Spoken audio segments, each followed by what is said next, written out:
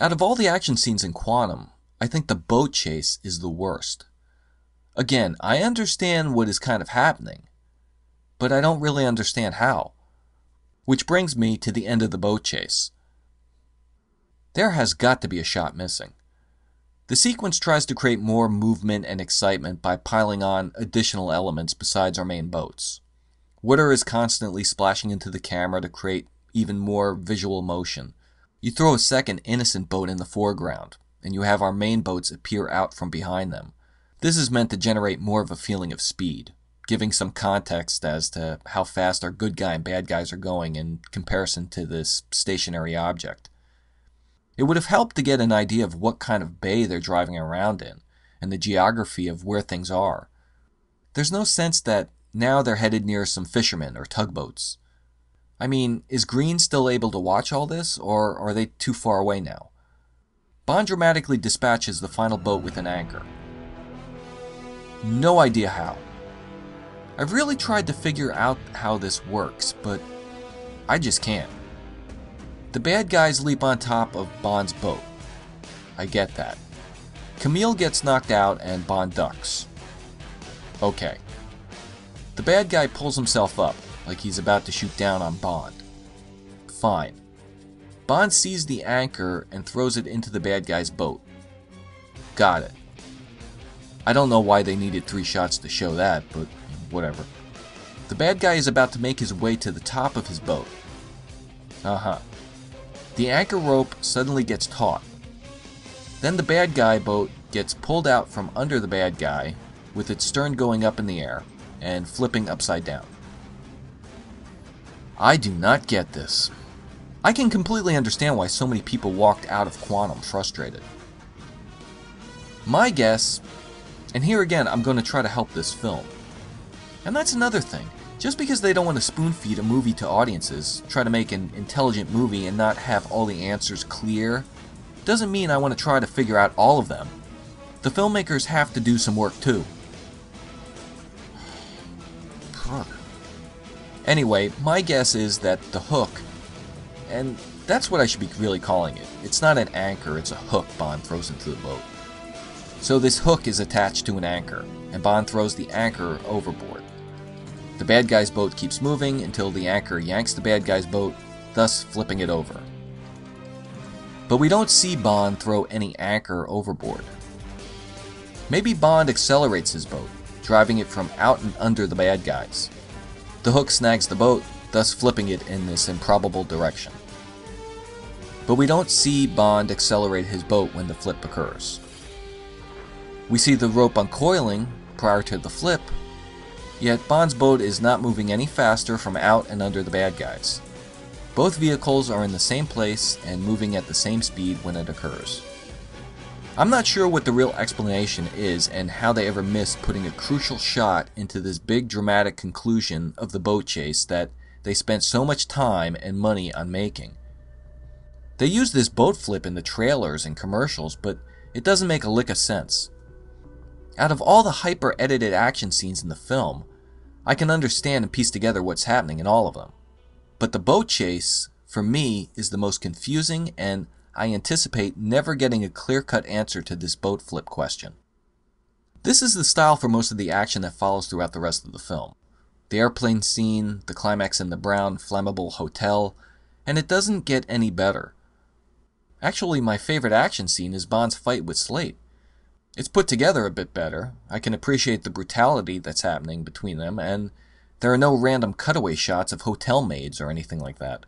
For instance, the knife fight at the beginning, I felt I always wanted to shoot it like wider and less cutty. Obviously, you have to cut for the momentum, but at the same time, I wanted to keep the shots pretty wide. I didn't want it to be too close. That you realize these two people are actually fighting. It's not two stunt doubles. It's actually Daniel, the actor. I would love to get a hold of all the footage they shot for this movie and just recut the whole damn thing myself. Eon could make it a game for fans. Just throw all the footage of Quantum into some box set, market it as a cut-your-own version of Quantum, and own up to this. It's funny how I can be bothered by such a seemingly simple conclusion to an action scene, and will be looking for answers and reasons for why and how it happened the way it did, but I can easily just accept a Lotus turning into a submarine and firing a rocket at a hot chick piloting a helicopter. C'est la vie. So to sum this tirade on the editing of Quantum up, we have extremely ridiculously short shot lengths, intercut with random cutaway shots. The angles and point of views jump from one place to another. Oh, and let's film all that with shaky handheld camera work. It ends up being a dizzying series of action sequences that I just didn't like at all. And most people didn't. There was a reason why everybody was talking about the editing of this afterwards. Damn. $200 million they spent on this movie, and they couldn't even buy a tripod. Amazing. Alright, where are we in this? At the conclusion of the boat chase, Bond reports in. M and the new Tanner ID Dominic Green. Forrester throws in some more artistic flourishes here. Suddenly, the windshield of Bond's truck he swiped has inherited some of the graphics from MI6's high-tech table and their big computer screen wall. Okay. Green is heading to Austria. Bond is going to follow him, and M warns him not to kill any more leads. I'm in complete agreement with her. We got to get a story going on here. Now, it's really not that complicated. A lot of people have talked about the confusion of the plot.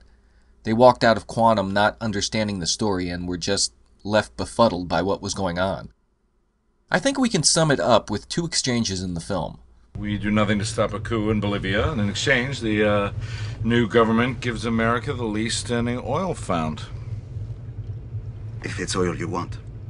As of this moment, my organization owns more than 60% of Bolivia's water supply. So this contract states that your new government will use us as utilities provider. This is double what we are paying now. That's pretty much it. Green has taken Bolivia's water and is now holding it for ransom, for higher prices. I get the whole environmental slant on the character of Green and this devious plot, but it's not told in any kind of interesting way.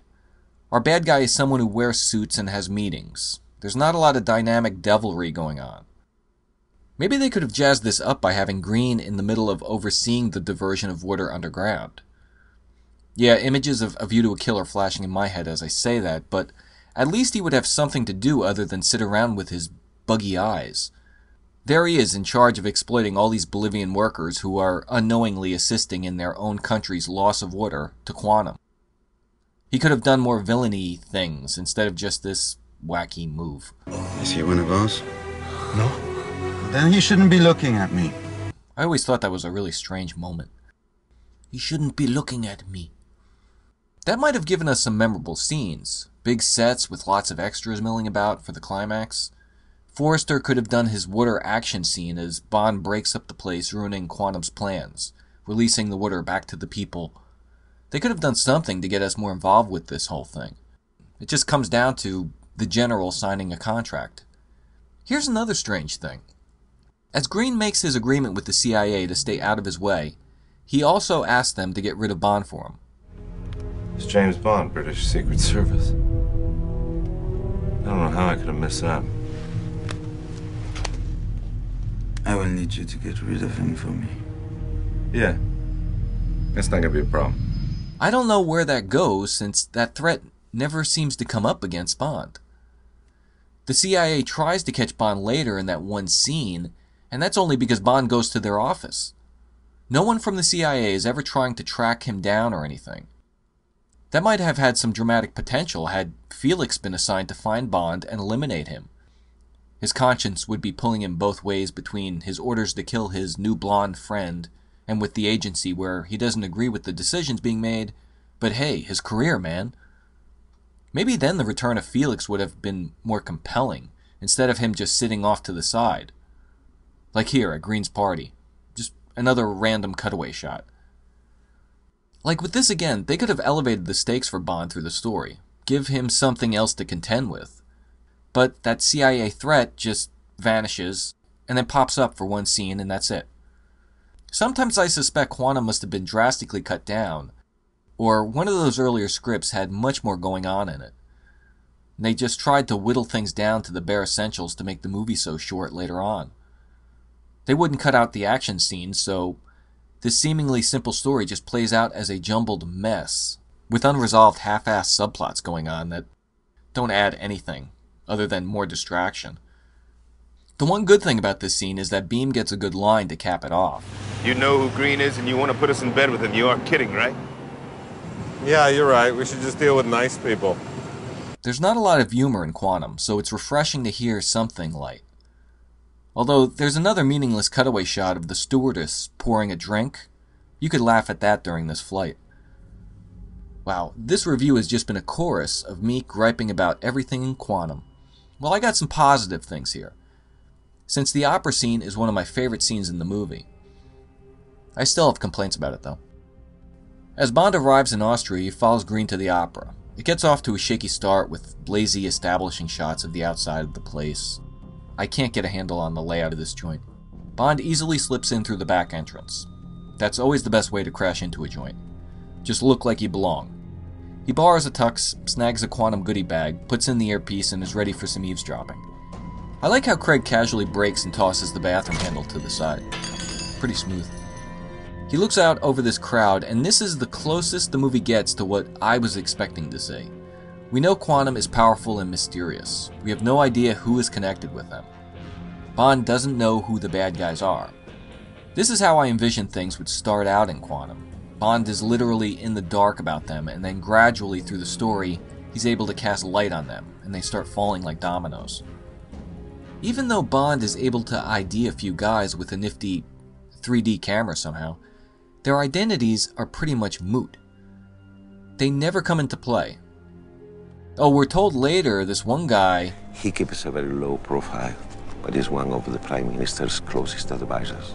But we never hear about this guy again. I don't think I need to tell you how upset the PM is. With respect, the PM has my direct line. And he'd have used it if he'd wanted to speak to him. This is the world's most precious resource. We need to control as much of it as we can. There's the hint that Green has something sinister brewing. The few Quantum members Bond IDs are pointless in the movie. We get another arty, fast-cut, woozy shootout. This time the sound drops out at one point. And like the foot chase, it's intercut with the centerpiece attraction taking place. This time, the opera performance. An undercover agent is killed by Green's bad guys, which Bond takes the heat for. As a result, M orders him to come in and cancels his credit cards. Losing your 00 credit card is really strict punishment. Oh, and this is the last we see of Mr. White, the bad guy who I'm really starting to think should have been the main villain in Quantum, or at least played a more crucial role in this. So long, Mr. White. We hardly knew you. Really, we didn't get to know you at all. You seemed like you could have been cool. Happy trails. By the way, we all know M has gotten more and more important in the movies for a while now. It's become a recurring idea of, hey, we have Judi Dench. Let's use her more. But I don't know why we're getting so intimate with her now.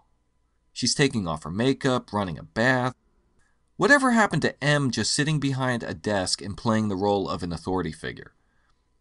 I don't know if we have to see all this or what it adds to her character. That sometimes she works from home? I mean, we never saw Bernard Lee barking orders while sitting on the bowl. Desperate for help, Bond pays a visit to Mathis. Something of a rough reunion since Bond thought he was a traitor and had him sweated out with MI6. Fortunately, Mathis was proved innocent and was given this Italian villa to enjoy his retirement. I'm not sure if the chick was included in that package. So he helps identify some of the people on the Quantum guest list. Apparently some heavy hitters. We never hear about these guys again, though. Mathis does say a pretty interesting line. But I guess when one's young, it seems very easy to distinguish between right and wrong. But as one gets older, it becomes more difficult. The villains and the heroes get all mixed up. This seemed like it would be an important part of Bond's journey. Actually, it's part of the whole landscape of the story. You know who Green is and you want to put us in bed with him. You aren't kidding, right? Especially since he was a member of Special Branch. So who is he guarding? If we refuse to do business with villains, we'd have almost no one to trade with. Are you sure you're playing with the right side? The good and bad are willing to work together as long as it will benefit themselves. But there really aren't any dramatic repercussions for those playing both sides of the fence in the end. Beam getting canned is pretty much it. Your friend Light has been promoted. He replaced Beam. After having set out to unravel Quantum, Bond doesn't shed any more clarity on who the heroes and villains are as when we started out. It's frustrating. All those members he identified at the opera, I guess they just go on doing evil things. He doesn't make any more progress from standing there in the dark looking out on all these anonymous faces. Oh, in the end, he does supposedly get some information about Quantum from Green. I answered your questions. I told you what you wanted to know about Quantum. Yes, you did. Well, I would have liked to have heard some of that. I don't feel I learned anything new about Quantum from the beginning. I get that the filmmakers wanted maybe to keep some things vague about them, so they didn't paint themselves in a corner if they chose to use Quantum again in a future film.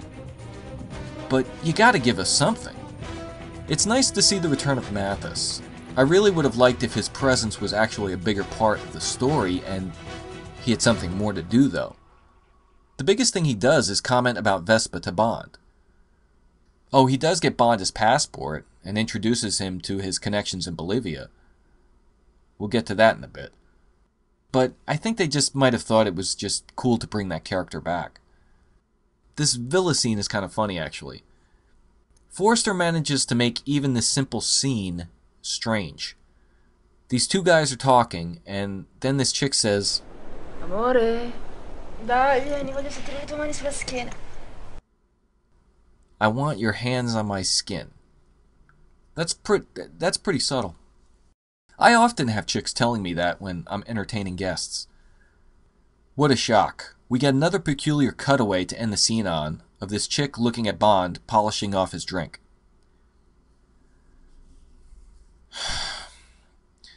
I think this is meant to convey that she's looking for Mathis and he's not sitting at the table anymore. So perhaps this is a visual cue that Mathis has now agreed to go with Bond and help him, and he went off to pack his stuff. It comes off as so nutty.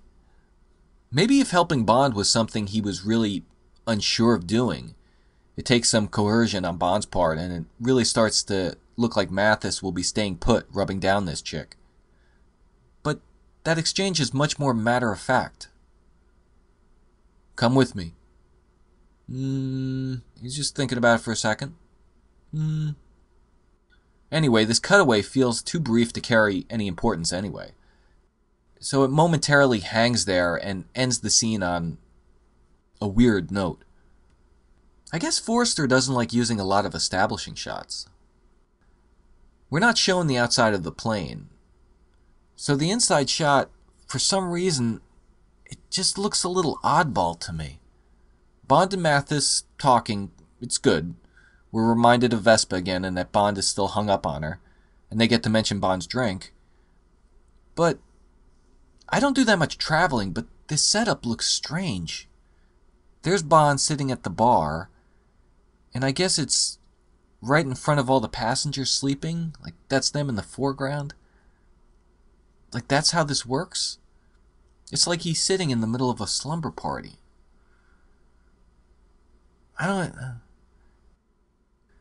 Forrester could have used one of those location cards for this. Agent Fields greets Bond and she has instructions to fly him back to London. A lethal, dangerous 00 agent on one side, and a girl who works in an office collecting reports on the other. It doesn't seem like too even a match. You could easily gripe about what a ludicrous decision this was to send Fields to try and reel in 007. How many agents does M use on Bond to bring him back? 1, 2, 3, 4. But you know what? What the heck? You need some suspension of disbelief, so I'll accept that M sent a cute redhead in a trench coat and fashionable boots to escort this out-of-control agent back to London. She was just supposed to send you home. She worked in an office, collecting reports. I'll roll with it. Maybe she was the only one at the office who wasn't busy. This little thing always bugged me. I'm just not going to stop with this. They have a talkative taxi driver on the way to the hotel. And apparently Forrester decided we had to know every little thing the guy is rambling about. it gets so ridiculous. We even get his subtitles cross over into Mathis's. Like, what's the focus here? What's the important information? Are we meant to keep track of all of this? As a result, the two significant brief tidbits from the driver and Mathis gets drowned out by each other. Even simple dialogue scenes, Forster has to overly complicate. I don't know what the rationale is for this. Give more of a Bolivian flavor to it by listening to this taxi driver? Listening to just one person talk would bore us, so let's throw in another one on top of him. Let me play the late great Peter Hunt and try to roughly recut this to clear things up. She has handcuffs. I do hope so.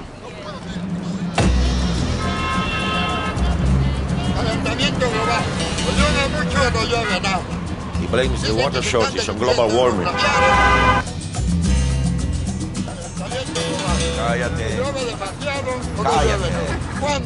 The colonel, who heads the national police. I mean, that's a little better. Maybe I'm the only one bothered by this. Luckily, when they ultimately arrive at Bond's choice of hotel, he has a funny line. Hola, somos maestros on año sabático. Y nos ganamos la lotería. Felicidades, señor. There's that at least. It doesn't take long for Bond to shag Fields. Of course, yes, Bond is expected to have sex with some beauties in all his movies. But in this one, I don't think he had to. Repeating myself here again. Bond is out to avenge the death of Vespa, the woman he loved. He's carrying around her necklace with him like a chain around his heart. Ooh, that sounds kind of poetic, actually. Him having a romp with an MI6 intern, or whoever she is, takes some of the air out of that emotional balloon. Plus, this seemed pointless for him to do in the context of the story anyway. Bond would usually lay down with a lovely lady in order to get some information out of her. There's some ulterior motivation for him to do it. Remember him and Solange? I'm also afraid he will sleep with me in order to get to him. Here, there's really nothing for him to gain from getting all kissy with Fields. Well, I mean, he's probably enjoying himself. It's the first time in the whole movie he doesn't have a puss on his face. He's already disobeying Fields, and she wasn't putting up much of a fight with the change of hotels he decided on. She doesn't have any kind of connections he can use to get the green. Along with him being obsessed with Vespa and wanting to take down Quantum, some recreational hanky-panky doesn't seem to fit in with this solitary Bond on a personal mission, even if he's just doing it to kill time. And we never see him actually seduce Fields. Later we hear M talk about his charms, but we're never allowed to see that. Look how well your charm works, James. They'll do anything for you, won't they? How many is that now? Where's his manipulation of Fields? That 007 magnetism that melts her icy demeanor down? That charisma that he can use as a weapon? I don't really count his stationary line as much of an enticement. I can't find the stationery. Come and help me look. Or was that it? That's all it took? If that was it, then Fields must be the easiest redhead to score with in the entire world. I gotta try that line one day, see how it works. Bond and Fields arrive at Green's Eco Park fundraiser. They listen to Green give a BS speech about his concern for the environment, with arbitrary cutaways to guests. We should be used to this by now.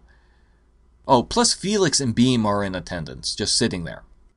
Perhaps we could start to play out that threat of the CIA on Bond's tail the minute Felix spots Bond. Maybe Felix would pretend not to see Bond, but then Beam does, and he'd start to put together a plan of attack that, begrudgingly, Felix pretends to go along with. No, don't worry about that happening tonight. It must be their night off. Just sit and relax, boys. So at this party, for some reason, Camille shows up. I'm not sure why. Let's recount what she's been up to. She survived Green trying to have her killed. Then she went back to him. Green passed her over to the General, which Bond rescued her from and caused quite a commotion. Now she arrives to embarrass Green in front of his friends. So what does she expect to happen here? That Green will take her to the General again? That he will fall in love with her? What a surprise, he almost tries to kill her, before Bond steps in. I'm really annoyed with this chick. Strong Bond woman, nothing. Since first meeting Green, we've been getting clued in on this bowl cut guy who stands around next to him.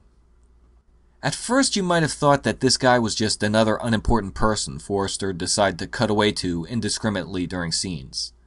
But no. This guy is actually Green's henchman named Elvis. It wasn't until I watched the documentary about the making of Quantum when I learned this guy was meant to inhabit the henchman role. My name is Anatol Taubman. I play Elvis, Dominic Green's henchman, sidekick, associate, cousin. That's the only way I think I would have ever found out, since he does nothing in this movie. Maybe they intended to give him more stuff to do, but because the script was all over the place, they just forgot about him or something. The only thing memorable about him is he has that Dumb and Dumber haircut. Oh, and he gets tripped by Fields. Yes, Fields takes him out. He has something going on with the hair, but we don't want to give that away yet. I guess the hair is a toupee. Okie dokie. So when you make your favorite Bond henchman list, remember to include the hair-raising, treacherous figure of Elvis. Make sure you leave a slot for him. He really gives me goosebumps. So Bond and Camille leave Green's shindig. Does anyone else think that this party scene seemed kind of pointless? I'm not sure what we learned from it.